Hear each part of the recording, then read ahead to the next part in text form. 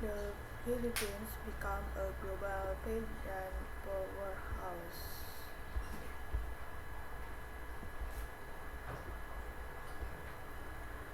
When Atisa Manolo set foot on the Universe stage for this year's finals, millions of people in the Philippines watched, listening her every move as her country representative. The 28-year-old has long felt the pressure of a pageant-crazed nation, where beauty concerns, big and small, are part of mainstream culture. In the Philippines, people stop and tune in, usually for three things is the three B's. Manolo explains ahead of the event. Boxing, when many back fights, basketball, you will see courts everywhere, and beauty pageants. Beauty queens and usually sort of the stories on inspiration. We are still a developing country, she said. We like stories the aspires to do better and work harder. Manolo placed in the top at Miss Universe, the third runner-up among 120 contestants. Her success is the latest example of the Philippine Prostitution Sun, the world's most prestigious queens, the national pastimes. Hundreds and now thousands of pageants are held year-round in schools, plazas and village halls, with many tied to celebration and religious festivals. The most cultural at the national and national international level, and beauty boot camps have sprung up to train aspiring title holders. The sheer number of contests has generated a lucrative pageant industry, an ecosystem comprising coach, fashion designers, custom makers, social media influencers, and more. It takes a village to create a beauty queen, said Miss Universe Philippines CEO and President Jones Gaput, nicknamed a queen maker. A lot of depend on the industry. Getting a start, a small competition at Los Lamos at Barangay Nightboard in Laguna Province, the sex in Musiprising Heights, the social pageants are where many top queens will get their start. It has a entire community has built onto a covered court to witness the search for Mr. and Miss Lamatos. The noise is defending a specter bow plastic counters and scream out a contestant's name, waving giant placards bearing their image. The makeshift backstage area is similarly chaos, with a swarm of makeup artists, a hairstyle looking in and around, a wave of curling irons, and light coats. Competitors hastily rehearse advocacy speech of their bonds and change into flamboyant costumes. This is my first pageant, said in 21-year-old Beck Glenn Conciso in a very assembled paying tribute to the Iban Ebor and Bears and X Festival. This is the time I can prove myself to my family. It has spurred me gold up and 17-year-old Urika Menglatian said pageants have a built her confidence and she wants to win. It's about the pride. National pride and a strong sense of Filipino identity are woven through the event. Ahead of the frantic open enrollment parade, attendants and inspectors join in parade before video montage showcase the country most beautiful landscape. The audience huge with someone people placing hands over their hearts. Tagumpay National had 1,996 years trace upon Filipino spirit and unity by singer Lea Salonga, blessed through the speakers, a bombastic half-slow competition ensues.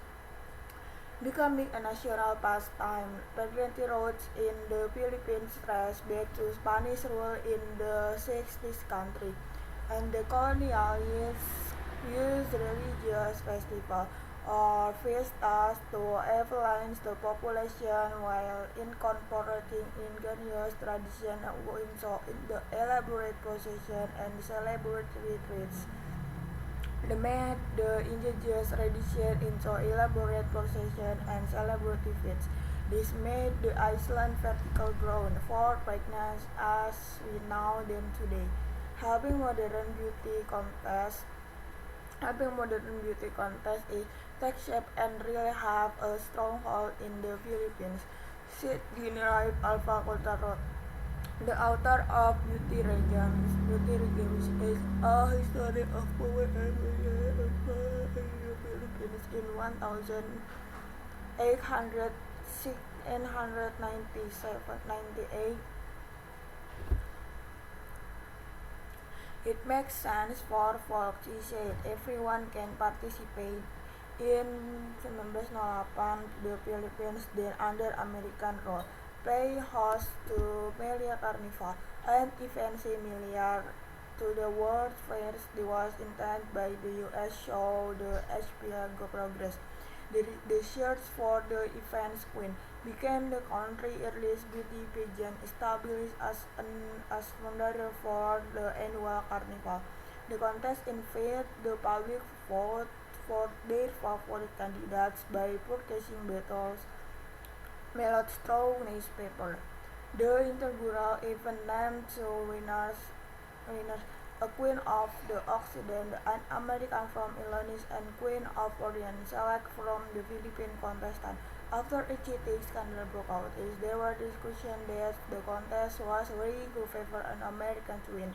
Despite the obvious popularity of Philippine contestant among fans, according to Puerto, during the coronation, the Comal Purpura Filomena Kalau had to give her crown to her colonial counterpart Majority Carlton, symbolizing she too was the Mandia Carnival Queen, but the optics of his what in was as expressed in nationalism. People gathered around Filomena Kalau and start talking about Philippines as if a nation, but there's no nation. This is a high of colonialism. Cultural explained, so in totally unintended consequence, the contest becomes a platform on anti-colonialism the really funny way. Over two following decades, smaller friends began hosting their own contests, which varied in combination of beauty. Cunario was its book.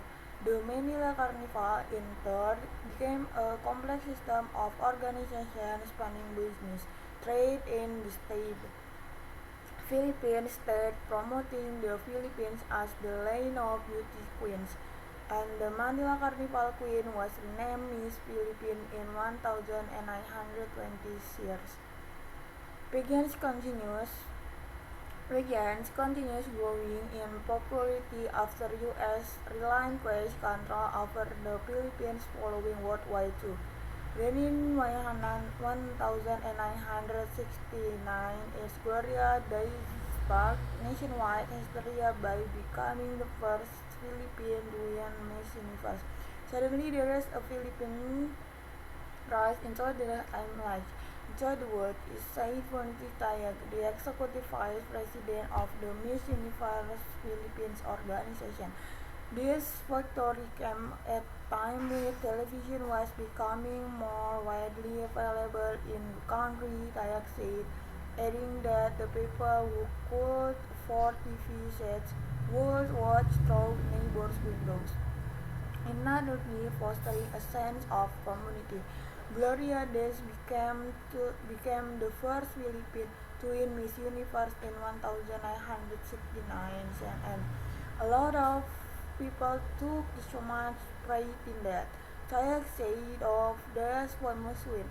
An interest in the event exploded again when the country holds the pageant for the first time. A few years later, in 1974, today the Philippines ranks fourth north the world of Miss University titles after the U.S., Venezuela, and Puerto Rico. with Corinthia Gray and Pia Warsumbrak, both taking the crown is the last decade. Both are no household name in the country, where pageant fans are even known to name their daughter after recent win the egg.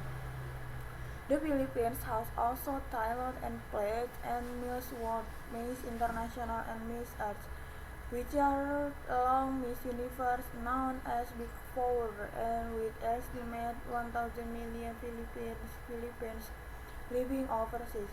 Interest in pregnancy also stretches far beyond the country's shores. Intro the diaspora said who grew up in Philippine household in English. Miss Universe was on the same way the League's game champion was on. She said, there are many things where a nation Philippines dominate. As they break out loud of records, so it becomes something you can find winner. Yet even you against it or highly critical of it, the power is still there. Africa's what is cryptic? A golden cat is so rare. No one knows how many there are. AI is changed. The first time Wazi Mugawa saw the African golden cat, he didn't know what it was. While following camera tried to got in Uganda between the Impregnable Forest International Park, the conservation biologist found an unfamiliar culture around twice the similar of domestic time in the greenly and black and white footage. Non of his could identify, but when I talked to her hunters and communities and who live around the park, they knew the species Mugawa recalls, known as Mbaka local language in cryptic. The cryptic golden cat was often shown accidentally in forest nears. It was really concerning for me that we may lose these species before we even get to know about it, says Mugawa. Over the past 16 years, Mugawa has declared to carry to Africa a less known, less understood study decade found in dense tropical forests across the Central and Western Africa. The species is so elusive that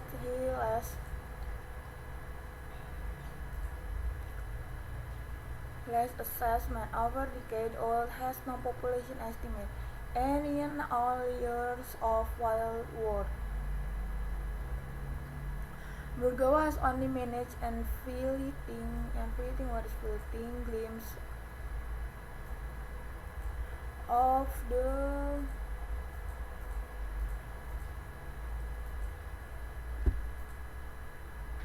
African golden cat 3 times with his own eyes. The International Union for Conservation of Nature, or IUCN, the world-largest environmental network, government and society organization, tries threatening wildlife.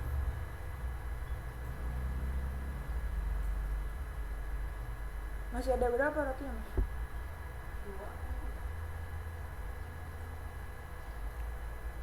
They are really difficult to see in a wild, says Mugawa, who won the Indian Pollens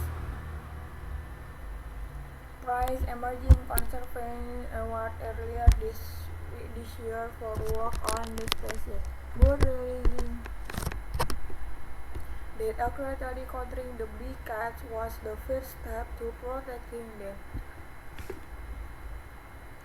He said to conduct the first population census across the species range, expected to publish next year, counting cats. Mugawa knew that gathering data on other African golden cat wasn't something he could do his own.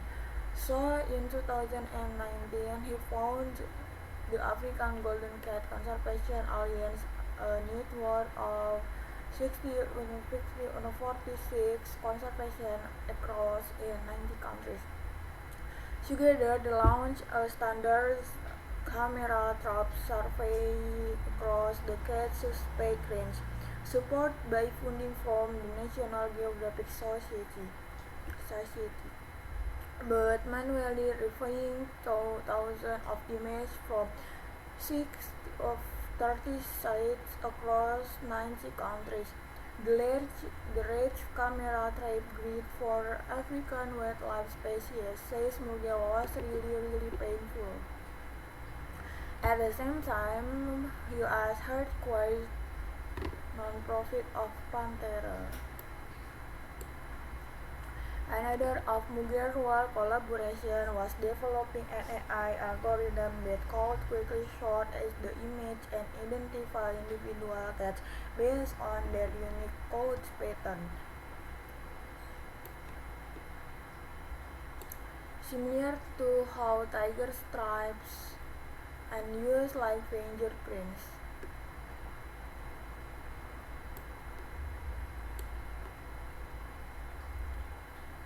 That's really important because now we are able to speak to number and density. Says Mugawa, adding that without AI disclosing individual cats would be nearly impossible due to their small size and subtle markings.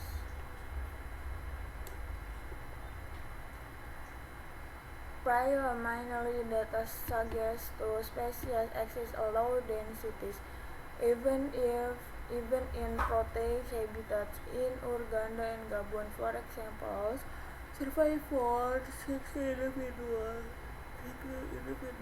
per 100 square kilometers. The survey have also revealed the true impact of poaching.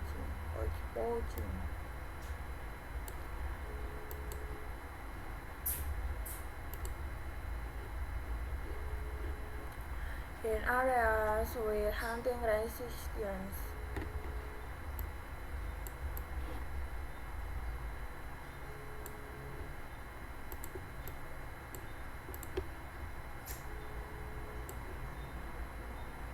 Mugawa says cat population were up 50 higher with wider distribution. The study has also observed that while the cats are active both day and night, many are strictly nocturnal, likely to avoid human activity during the day. Community action establishing population numbers was used the first step. Early in his research, Mugawa realized that hunting was the cat primary threat. In East Africa, where Mugawa is based, the African golden cat is rarely the target center. But mason snares, set of pigs, and encephalites are discriminate, often catching other species inactively. In 1019, Mugawa received reports of 80 golden cats caught in snares in the three Ugandan forests, and 88% of which were residential.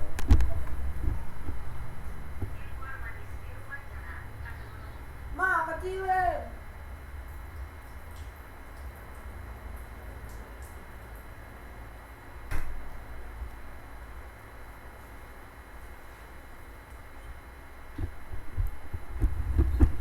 Dealing with bushmeat crisis.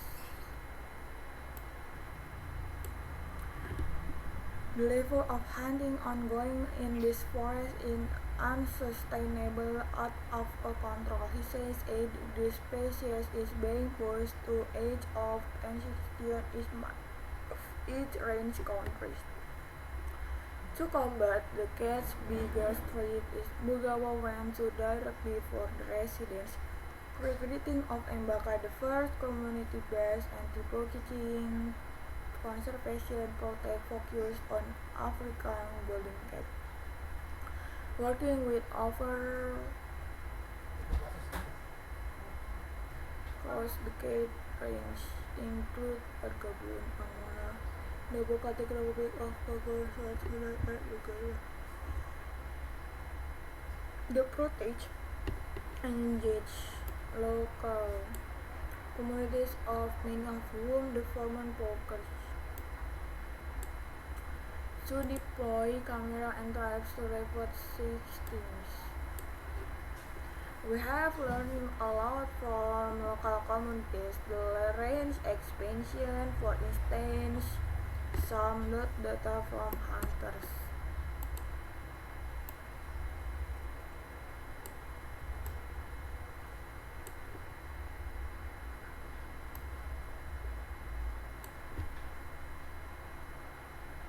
Umbaka offers incentive like dental care and livestock support to encourage communities to speak out against hunting the prot and protect the forest ecosystem, bringing reform from hunters on board in not only reduce the threat the cats will face from hunting, but it also improve the relationship between the African robin cat and the communities, says Mugiwa. It is also allows the local communities to own and to be part of the camera trap grid, which is really beautiful to see. Meet the conservation saving gorillas in Uganda imperishable forest. Meet the conservationist saving gorilla in Uganda imperishable forest.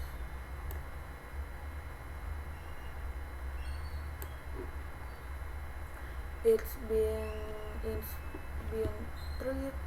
30 years, but Dr. Gladys Karemazikosta still remembers the first time she ever saw a mountain gorilla. It was the summer of 1994 living in the jungle of Uganda Bidi Impertable National Park.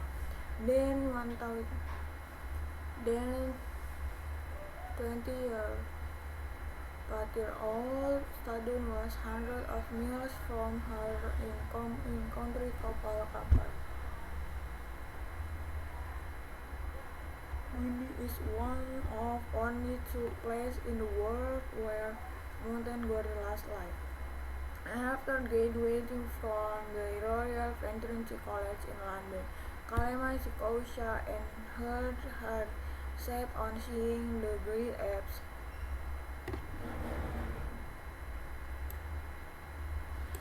For the first week of her month placement, she had been stuck at base camp with a terrible cold, unable to join the jungle treks.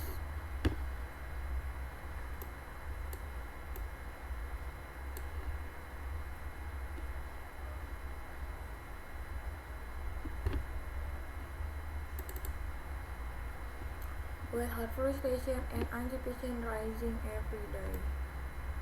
Finally, after wild threat and endless waiting, Kalemazikova was cleared to hike. Pushing through tangled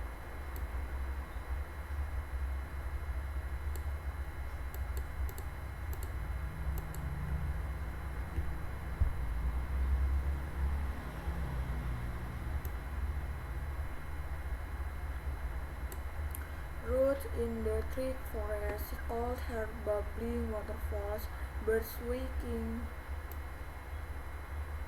and chimpanzees hooting. But gorillas, she says, are silent. You don't hurt them. But you see their trails as you are walking, says Kalembazikosa. You can be looking for them, thinking, will I ever see them? Then suddenly they are there. Such a magical feeling. Seeing a forest clearing was a silverback gorilla cat carnivore.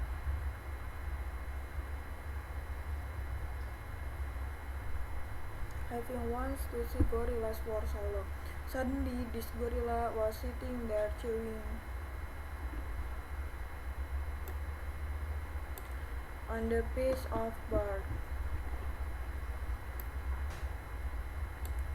And I was like, wow, kalau kalimat kau sekarang ber-5 tahun dan I looked into his very intelligent blue eyes and I felt a really deep connection. He was willing to let into presence and no eternity. After his encounter, Kalenjikouka decided to stay at Windy. Her 1 month summer placement into the 3 decades of conservation work at the park, where she became the nation's first wildlife veterinarian in 1996. With her help, in Windy gorilla population grew from less than 3.000 berkurang 3.000.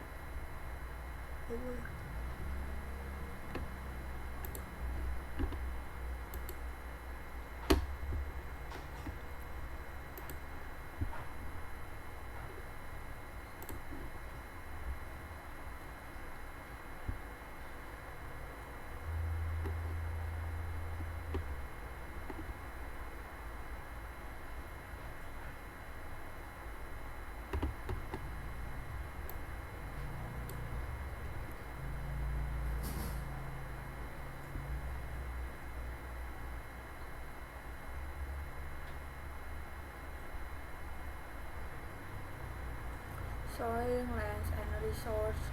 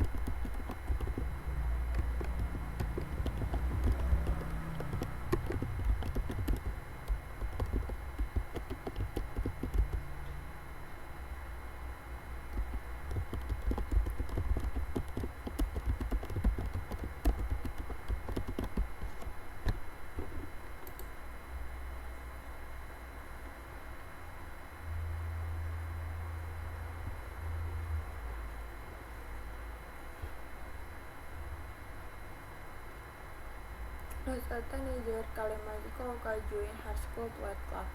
Around 5 feet to Queen Elizabeth National Park, she saw firsthand how little wildlife remains, even in conservation areas.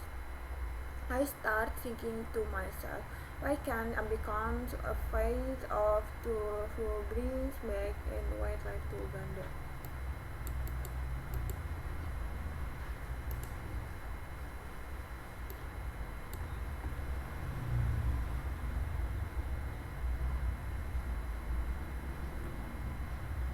While Kelena Zimazikouka Venetarian studies took her to the UK, she always plans to return to Uganda and build on the work of the father.